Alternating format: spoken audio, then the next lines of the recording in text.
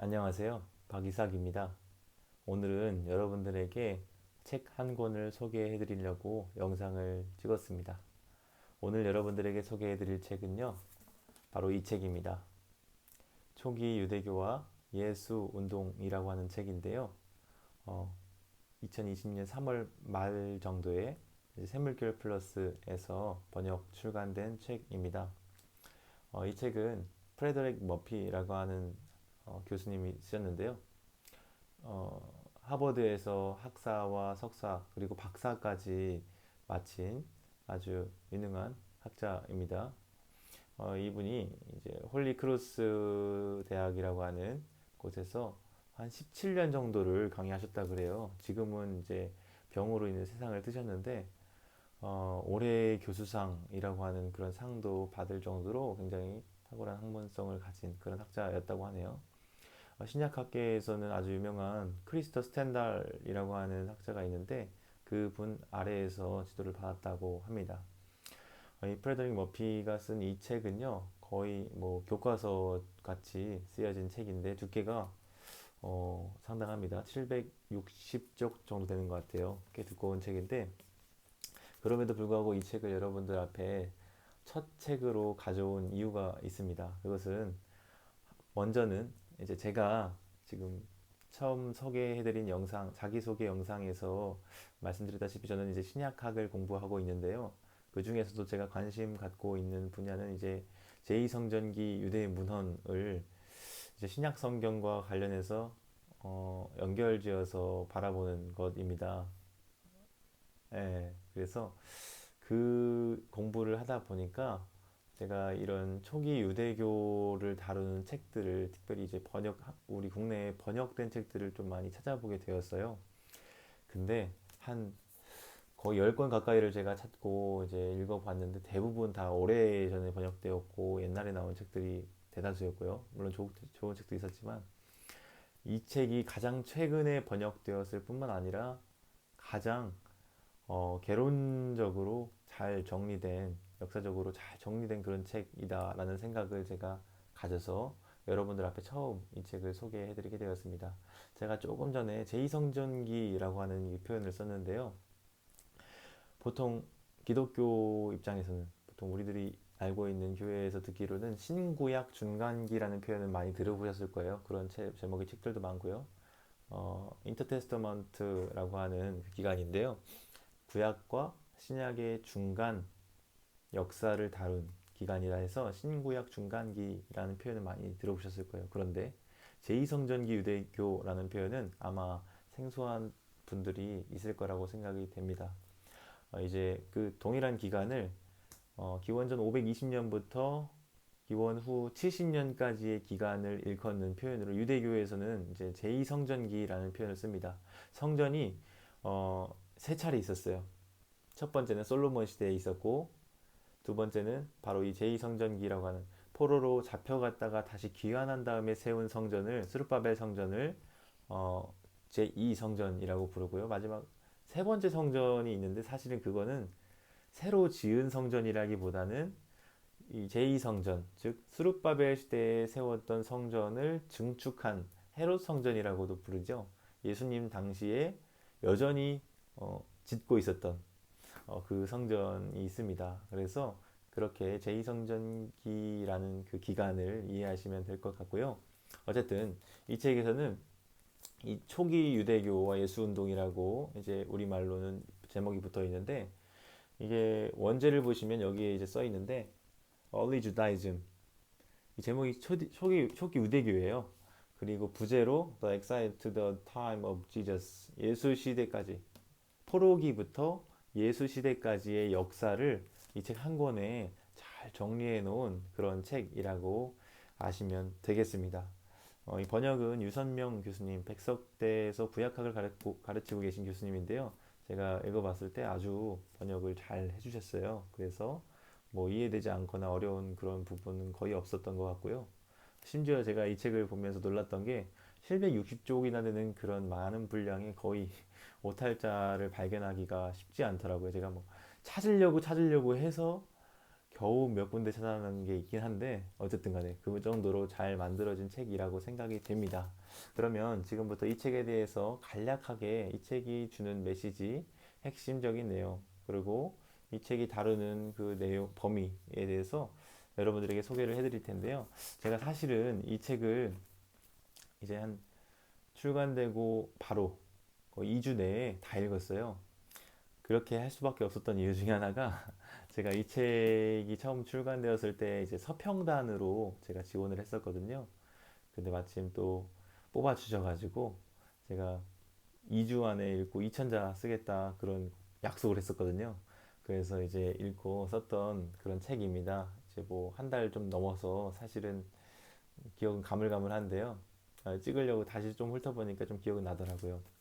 그래서 그때 썼던 글들을 조금 참조하면서 여러분들에게 설명을 해드리고자 하는데요. 제가 이 책에서 발견한 중요한 핵심적인 메시지는 바로 이거였습니다.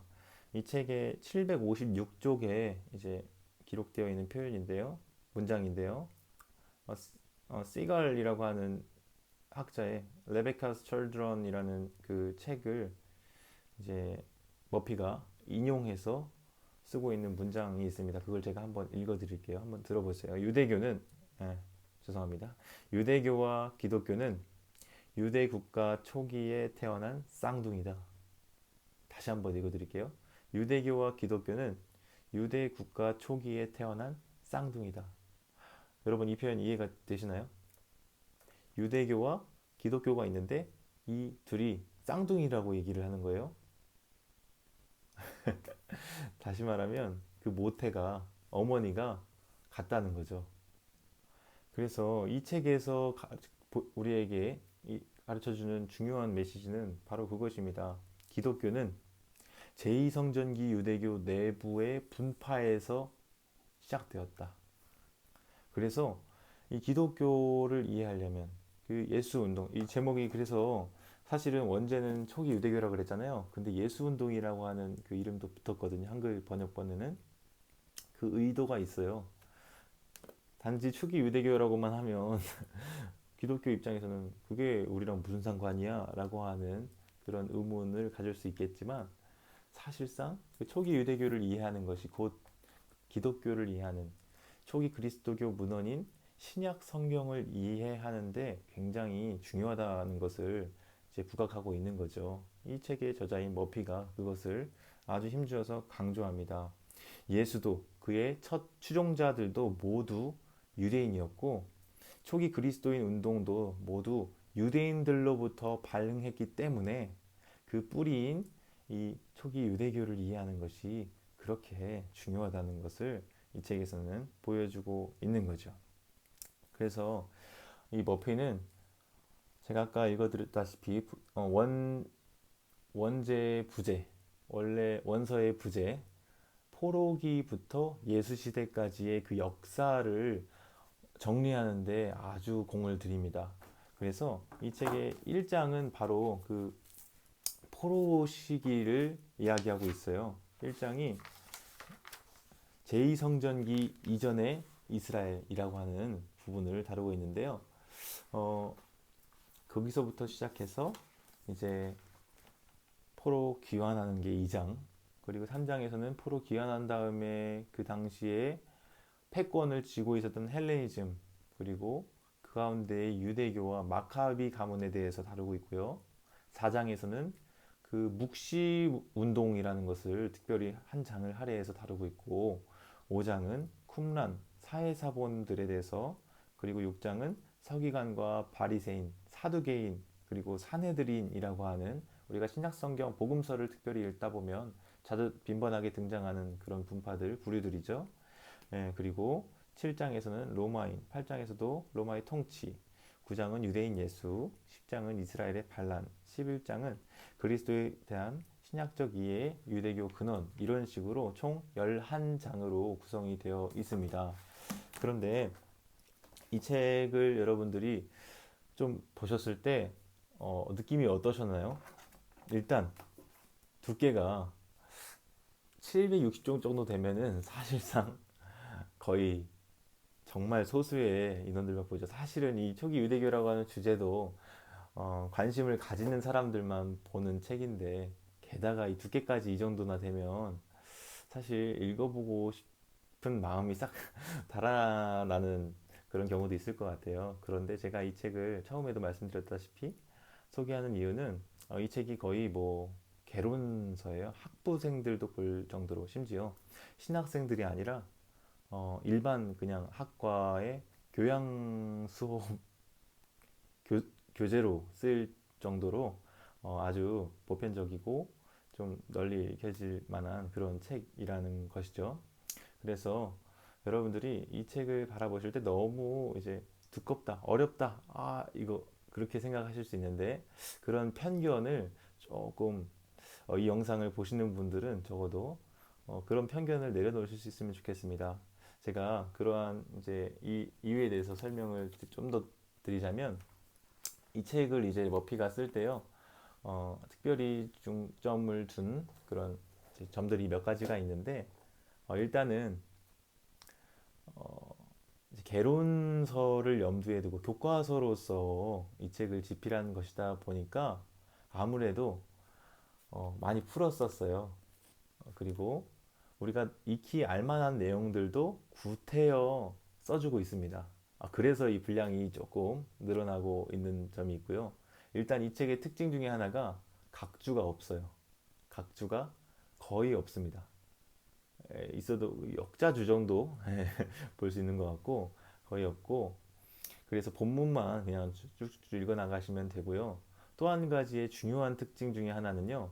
1차 문헌들을 아주 많이 인용하고 있어요. 그러니까 본문에서 독자들이 직접 그 1차 문헌들을 읽어볼 수 있도록 블록, 단락으로 아예 많은 분량을 이렇게 긁어다가 소개하고 있습니다. 그래서 사실은 이 분량이 많아지게 된 거지, 이 책이 뭐 그렇게 어렵다거나, 물론 이제 주제들이 생소하시거나 잘 익숙하지 않으신 분들은 그래도 이제 낯서니까 새로우니까 어려우실 수 있는데, 한 번 읽고 이해가 안 되면 한 번 더 읽고, 그래도 이해가 안 되면 한 번 더 읽고, 이런 식으로 한두 번 정도만 더 읽어도 충분히 이해할 수 있을 만큼의 어떤 음, 내용의 책입니다. 그렇게 막 어려운 내용들을 많이 써놓은 건 아니고요.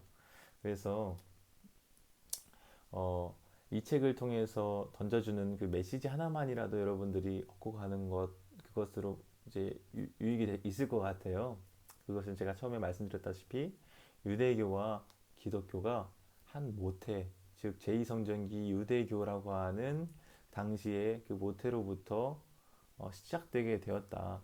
더 나아가면 사실은 구약이죠. 구약이 배경인데 어쨌든 간에 그 구약과 신약의 중간 그 기간이 있잖아요. 그 공백의 기간, 침묵 기간이라고도 했던 그 기간에 대한 이해가 사실은 우리가 너무 많이 부족했는데 이 초기 유대교라는 이 분야를 이제 우리가 공부하면 더그 복음서를 읽을 때라든지 그 신약 성경을 이해할 때 더 풍성한 그 배경 하에서 우리가 신약 성경을 이해할 수 있는 것이죠. 그렇기 때문에 그 초기 유대교, 제2성전기 유대교에 대한 공부가 필수적이라고 할 수 있는데 그 공부를 도와줄 아주 좋은 책이 바로 이 책으로서 번역되어 나왔다는 것을 여러분들에게 좀 소개해드리고 싶었어요.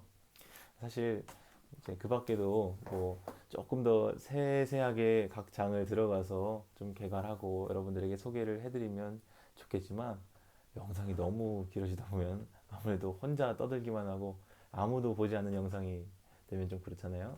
그래서 오늘 이 정도까지 이제 하는 걸로 하고요. 앞으로도 제가 계속해서 여러분들에게 이 초기 유대교나 제2성전기 유대 문헌에 관한 그런 책들을 좀 가져와서 소개를 해드리려고 해요. 그래서 제가 지금 이제 공부하고 있는 영역이기도 하고 제가 또 관심이 있어하는 분야이기도 하고 하니까, 그래서 앞으로 혹시나도 이런 이제 주제에 대해서 감을 잡으시고 조금 더 지켜보고 싶다 하시는 분들은요, 어, 구독을 눌러주시면 이제 저한테도 힘이 되고요. 또 여러분들에게도 제가 영상을 이제 업로드할 때마다 이제 알림이 갈 테니까 찾아보기도 쉬우실 거라고 생각이 됩니다. 그러면 오늘 첫 책 소개는 이쯤으로 마무리하는 것으로 하고요. 또 저는 다음 책으로 여러분들 앞에 찾아오도록 하겠습니다. 그럼 시청해 주셔서 감사합니다.